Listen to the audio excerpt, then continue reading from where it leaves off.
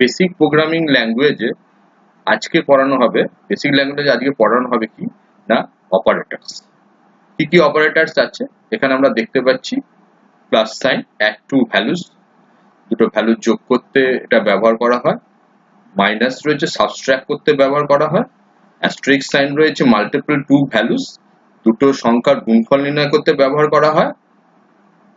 আচ্ছা, তারপরে হচ্ছে স্ল্যাশ রয়েছে, divided the first value by the second value, আমরা এখানে ভাগ করতে পারি। এটা হচ্ছে এক্সপোনেন্ট সাইন, যেটা হচ্ছে 3 এক্সপোনেন্ট 2 মানে হচ্ছে 3 রেইজেস 2, অর্থাৎ হচ্ছে 3 স্কয়ার, অর্থাৎ হচ্ছে 3 ইনটু 3 9 স্কয়ার। এখানে যে এই যে স্কয়ারটা কিভাবে লিখতে হবে, এসকিউআর ব্র্যাকেটে এনইউ এম মানে হচ্ছে এখানে হচ্ছে নাম্বার, এখানে তোমাকে হচ্ছে নাম্বারটা দিতে হবে, যার ফলে তুমি এখানে স্কয়ার রুট এখানে মানটা বার করতে পারবে। পরেরটা হচ্ছে এমওডি, আমরা এটা এমওডিটা ব্যবহার করি কি জন্য, রিমাইন্ডার, দুটো সংখ্যাকে আমরা ভাগ করলে যে ভাগশেষ থাকে সেটা বার করার জন্য আমরা এখানে এসকিউআর এই কথাটা ব্যবহার করতে, এখানে যে আগেরটা করেছে স্কয়ার, এখানে যে দুটো সংখ্যার মধ্যে যে ভাগ করতে হচ্ছে সেটাকে এমওডি ব্যবহার করি, অর্থাৎ হচ্ছে ফার্স্ট নাম্বার এন্ড তারপর সেকেন্ড নাম্বারের মাঝখানে হচ্ছে এমওডি, অর্থাৎ দুটো সংখ্যার মধ্যে অর্থাৎ ভাগশেষটা নির্ধারণ করতে গেলে আমরা এমওডি ব্যবহার করব। আমরা এসকিউআর দিয়ে যে স্কয়ার রুটে তারপরে একটা প্রোগ্রাম আমরা করব। এরপরে একটু নিচের দিকে যাচ্ছি,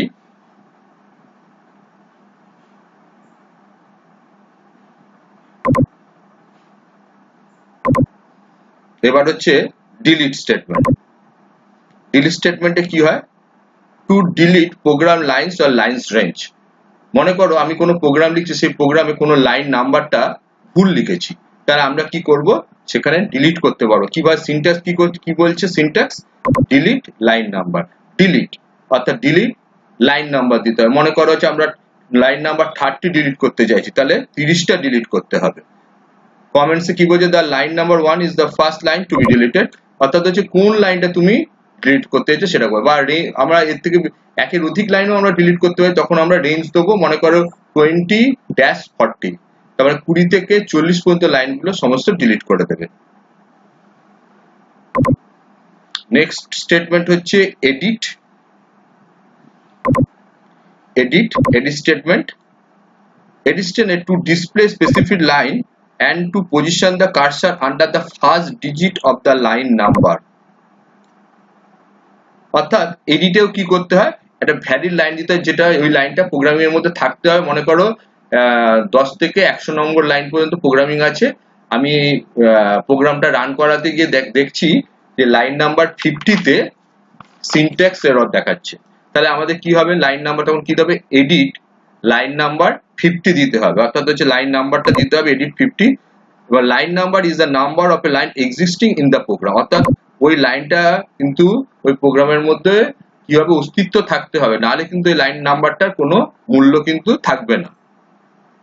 এবার এখানেও তাই, এডিট লাইন নাম্বার দেওয়ার পরে আমাদের কি বলছে, সঙ্গে সঙ্গে লাইন নাম্বারটা দেখো, to position the cursor under the first digit of the line number, first ডিজিটের লাইন নাম্বারের ফার্স্ট ডিজিটে কিন্তু আমাদের কার্সারটা তখন ব্লিঙ্ক করবে। এটা হচ্ছে এডিট স্টেটমেন্ট। এখানে হচ্ছে লাইন নাম্বারটা দিয়ে দেবো। আর আমরা জানি যখন যে বেসিক প্রোগ্রাম যখন লাইন বাই লাইন লিখি, প্রথম লাইনটা লেখার পরে আমরা কিন্তু এন্টার মারি, পরের লাইনে যাই, অর্থাৎ প্রথম লাইনটা কিন্তু সেই মুহূর্তে কিন্তু আমরা এবার কি করলাম, যদি কোনো এডিট করতে চাই করেও দিতে পারি, কিন্তু বাট সেটা কিন্তু প্রোগ্রামে নেবে না। তার কারণ হচ্ছে প্রোগ্রামে একবার লাইনে এন্টার মেরে দিলে পরের লাইনে চলে গেলে ওই লাইনটা তখন চেঞ্জ করলো, কিন্তু সেই চেঞ্জিং আর নেয় না, তখন আমাদের এডিট কমান্ডের মাধ্যমে সেই চেঞ্জিং গুলো আসতে হবে।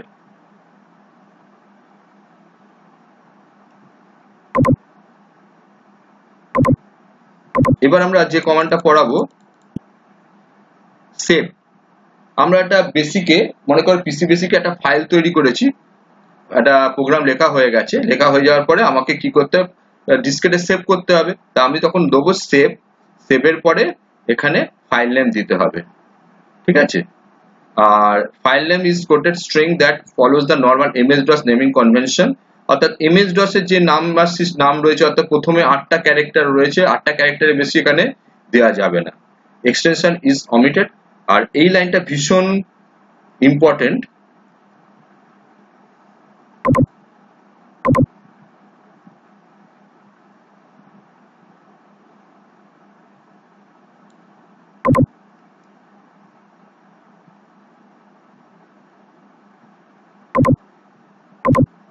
ডট বিএস এর এক্সটেনশন হয় হচ্ছে ডট বিএস। অর্থাৎ যদি কোনো আমরা প্রোগ্রাম তৈরি করি বেসিকে, তার হচ্ছে এক্সটেনশন হয় ডট বিএস। লোডে কি হয়, to load a file from the diskette. এবার মনে করো সেভ হয়ে গেছে, সেই ফাইলটাকে আমি আবার লোড করতে চাইছি মেমোরিতে, মানে আবার আমি আনতে চাইছি বা কোনো রকম প্রোগ্রামটা এক্সিকিউট করতে চাইছি, তাহলে আমাকে কি করতে হবে, এখানে বলছে to load a file from diskette into memory, অর্থাৎ ডিসকেট থেকে মেমোরিতে আনতে হবে। তা কি করতে হবে, লোড ফাইল নেম। ঠিক আছে, এবার একটা ইম্পর্টেন্ট একটা স্টেটমেন্ট নিয়ে আলোচনা করব, কিভাবে হয় এগুলো আমি পরে দেখাচ্ছি প্রোগ্রামের মাধ্যমে।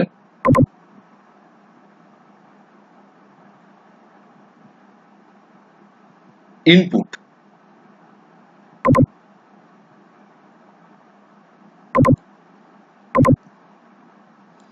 এই স্টেটমেন্টটা খুব ইম্পর্টেন্ট। আমরা ইনপুট করতে, অর্থাৎ ইউজার যে রয়েছে, আমরা একটা প্রোগ্রাম তৈরি করেছি, ইউজার বাইরে থেকে কোনো ইনপুট দেবে, সেই ইনপুটগুলো সেগুলো হচ্ছে প্রোগ্রামিং এ সেই ইনপুটটা নেবে। আমরা কোনো জায়গায় লিখলাম a is equal to 5, b is equal to 10, তাহলে c is equal to a plus b মানে হচ্ছে 15 হলো। তাহলে আমরা এখানে 15টা এখানে কি কিছু আগে থেকে a এর মান, b এর মান অর্থাৎ হচ্ছে ভ্যারিয়েবলের মান আমরা আগে থেকে দিয়ে দিচ্ছি। কিন্তু প্রোগ্রামে এরকমও প্রয়োজন পড়ে যে আমরা অনেক মনে করো যে ইউজার যে দিচ্ছে, যে প্রোগ্রামিংটা এক্সিকিউট করছে, সে কি নাম্বার দেবে আমাদের জানা নেই, তখন আমরা কি করব, ইনপুট কমান্ড ব্যবহার করব। ইনপুট করতে গেলে কি করতে হবে, with input you can ask the user to enter a value, অর্থাৎ যে চালাচ্ছে, যে এক্সিকিউট করছে, তাকে কি করতে হবে, ভ্যালু দিতে হবে। Just like a print you can type many things separated by semicolon, তুমি আরো লিখতে পারো সেপারেটেড বাই সেমিকলন। এখানে একটা উদাহরণ দিয়ে দেখো, ইনপুট কি ইনপুট করবে, এন্টার ইওর নেম। দেখো ইনপুটের মধ্যে যে কথাটা লেখা হয়েছে সেটা ডবল ইনভাইটেড কমার মধ্যে রয়েছে।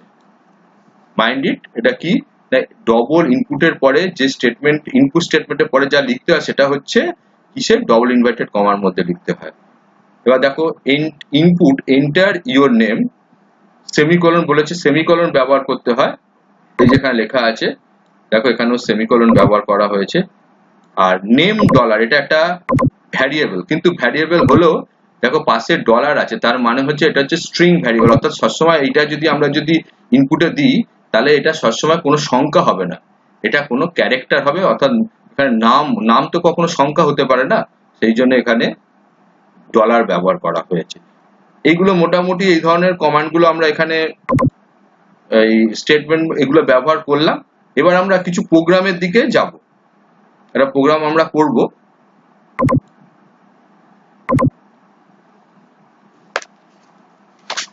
তাহলে স্কোয়ারের একটা প্রোগ্রাম করি।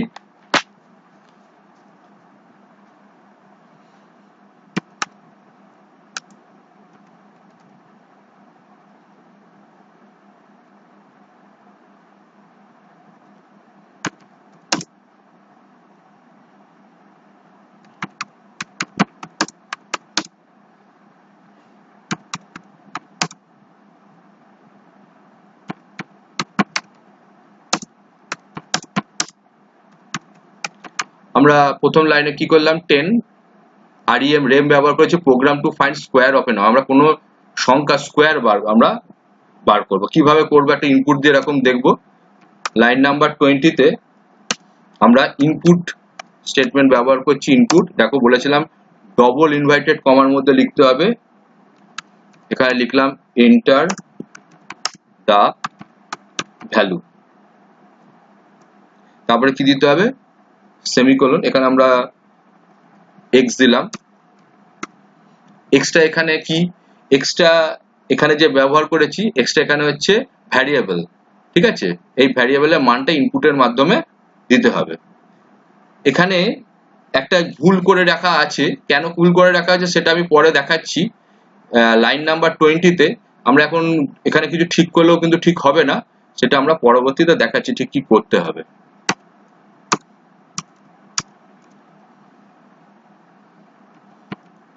sq একটা ভ্যারিয়েবল ধরলাম, x হচ্ছে যে সংখ্যাটা দেবে তার সাথে হচ্ছে অ্যাস্টেরিস্ক সাইন, এবার হচ্ছে 40 প্রিন্ট কমান্ড ব্যবহার করব। প্রিন্টের মধ্যে যে লেখাটা হয় সেই লেখাটাও আমাদের ডবল ইনভার্টেড কমার মধ্যে লিখতে হয়।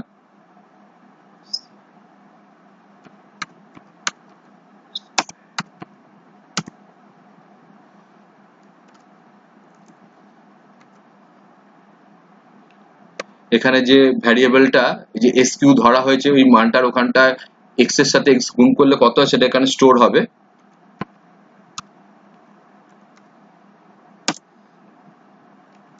প্রোগ্রামটা শেষ করলাম, এন্টার মারলাম। এবার প্রোগ্রামটাকে যদি আমরা রান করি, দেখো এখানে একটা ভুল দেখাচ্ছে।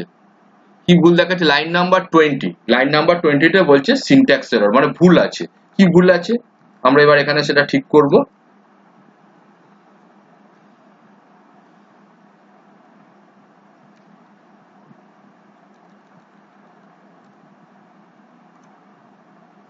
দেখো ইনপুট বানানটা ওখানে ভুল করা ছিল, যার জন্য এটা প্রোগ্রামটা নিচ্ছিল না। এবার আমরা লিস্ট কমান্ড ব্যবহার করি। দেখো এবার ঠিক হয়ে গেছে। লাইন নাম্বার 20 তে যে আমরা যে এডিট করেছিলাম, এডিট করার ফলে লাইন নাম্বার যে এডিট করেছিলাম সেটা ঠিক হয়েছে। এবার আমরা রান করে দেখি ঠিক হলো কিনা। Enter the value, enter the value, দেখো ইনপুটের মধ্যে লেখা ছিল এন্টার দ্য ভ্যালু, সেই কথাটা এখানটা স্ক্রিনের মধ্যে আমরা দেখতে পাচ্ছি। আমি নাম্বার দিলাম হচ্ছে 5, এন্টার মারলাম। দেখো স্কোয়ার ইজ 25। তাহলে এখানে আমাদের কি হলো, এর হচ্ছে স্কোয়ার কত না 25।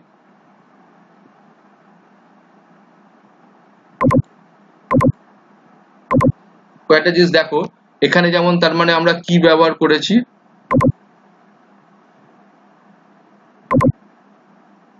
দেখো ইনপুট, এখানে ইনপুট ব্যবহার হয়েছিল, আর এখানে হচ্ছে ডবল ইনভার্টেড কমার মধ্যে রয়েছে। sq হচ্ছে এখানে কি, এখানে একটা ভ্যারিয়েবল ধরা হয়েছিল যেখানে মানটা x ইন্টু x এর মানটা স্টোর হবে, সেটা এখানে রয়েছে। এবং প্রোগ্রামটা ওখানটা আমরা আবার ঠিকও করে নিয়েছি এডিট করে, ঠিক আছে। এবার উত্তরটা বেরিয়েছে 25।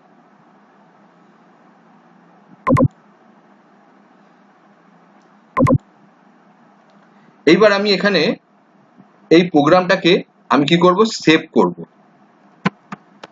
দেখো দিচ্ছি সেভ, সেভ নাম দিলাম স্কোয়ার।